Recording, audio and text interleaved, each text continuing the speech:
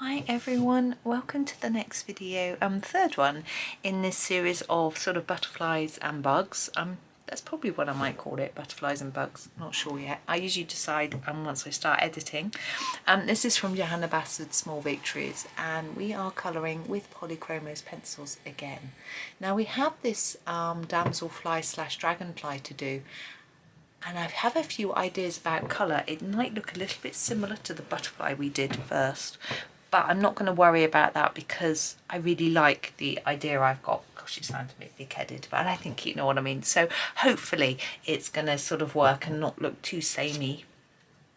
I am going to start with a turquoise. Now I've got the bluish turquoise, I'm just sharpening it. Here we go, bluish turquoise. And we are not doing the body in black or grey like we have done with our others. We're going to do the body in this colour. Now if you look at dragonflies and damselflies, sometimes their bodies are quite bright. Now I'm trying to get quite a good layer on the edge and fade towards the middle. Now this isn't the only colour that I'm going to be doing, so it's just a sort of base that's quite dark, but Polychromos layer, so it should sort itself out once we get our next colour on. Now the wings, I'm just trying to think how to do them. I think I will start quite dark there and then fade. Now wings are usually quite see-through on a damselfly, so I'm going to make it maybe quite pale on the ends. Now this all looks a bit samey, but don't worry, we're going to get some other colours in here. Now I see down by our canal we get these when it's really sunny, only in the sunshine. Oh, there's a very loud noise. My neighbour is doing something. So they don't come out when it's not sunny, so you don't see them all the time. This is the light phthalo green. I'm going to be using this on top of everything. So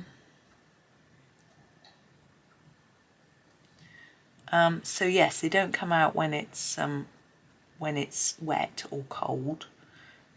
So if it's particularly hot, I don't go out because I don't really like being out in the sun too much, so I don't always get to see them.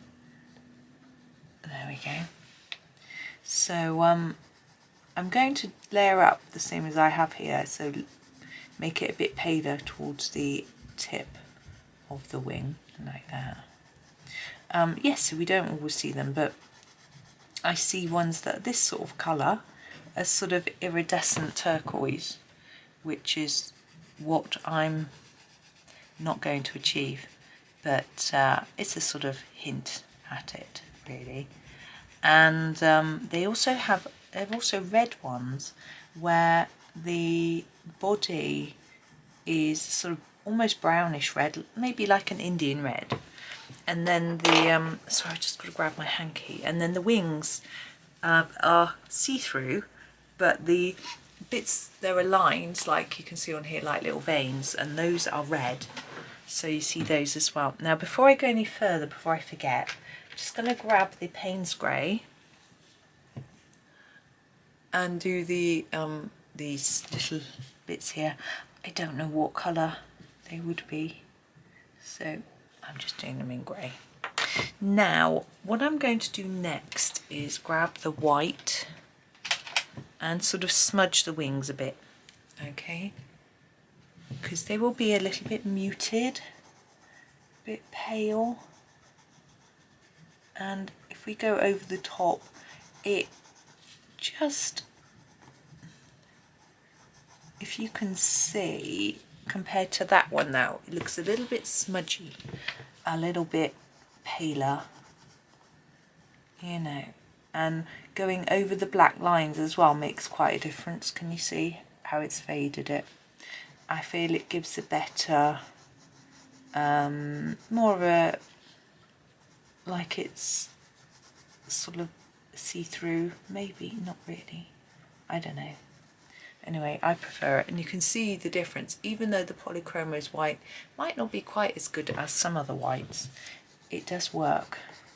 If you prefer, you can pick up the Derwent Drawing Chinese white is supposed to be the best white pencil, but the Prismacolor white is very good as well.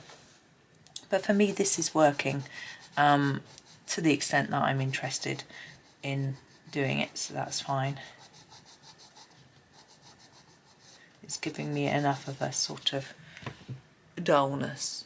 It makes the body is the shiny bit and the wings aren't. Now I am going to use my white pen though, and I'm going to go over all of the markings on the wings with white to really dull it down. So if you don't have a white, then you've done that already with your pencil, but I'm going to do it with my pen. And just really knock it back to try and make the wings look more delicate.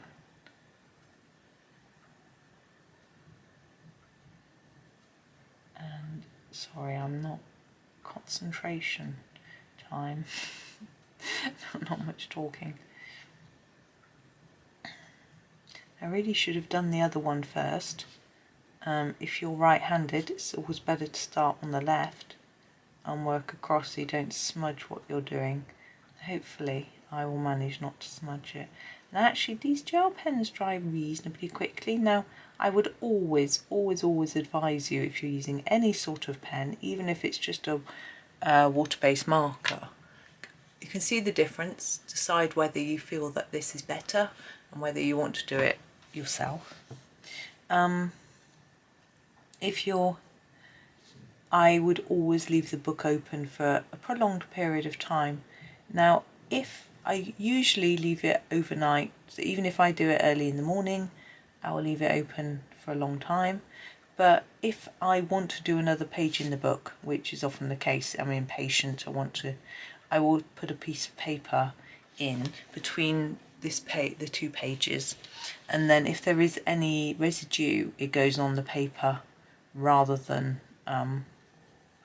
on the facing page, because that is quite upsetting. I have done it. I have had disasters. It's where I went out the lines there. I can cover it with white pen. It's a good eraser. Yeah, so I have had disasters where I've shut a book and spoiled things. So, you know, it's worth passing that on. It's probably really obvious, but, you know, some of you are beginners. Now, I'm going to sharpen my Payne's Grey. Remember, I used that for the antenna, and just put in a tiny bit of shadowing before I finish, because we can add a few more details. So within the body, I'm just going to put a little bit at the bottom of the head here and below here, so that we can sort of see these little sections a little more emphasised. It might be a bit too finicky and fiddly for you. It's not essential. Now the wings. Obviously I've put some white on, so I'm being a bit careful. Probably should have done this first. But I'm putting a little bit where the body is near the wings, just to create a little shadowy line. And then in between the wings, I'm going to put a bit just under there. There'd be a sort of shadow between the two wings. Let's have a look. Yeah, I don't want to do too much, but I think that's made a little bit of a difference. But, you know, you might think it's just a bit too fiddly, and that's fine. And it's not like I'm going to make a massive difference. I was going to use a different word then, but I won't. But you can. It's quite a similar colour to our other butterfly, but I didn't plan that very well. But we'll have a big range of colours as we work through the page anyway. So we probably, I try not to use any more sort of turquoisey shades, but this I think is pretty anyway. So that is our damselfly or dragonfly. So thank you for watching today. It was a little bit of a short one, but that's okay. These aren't huge, so it's just a little tidbit for you, and there should be another video later. Might be a bit longer, you know, but I think it's nice to have a little one sometimes. That's the point of this book really, isn't it, anyway? So thank you so much for watching. Hope you have a really good day and happy colouring.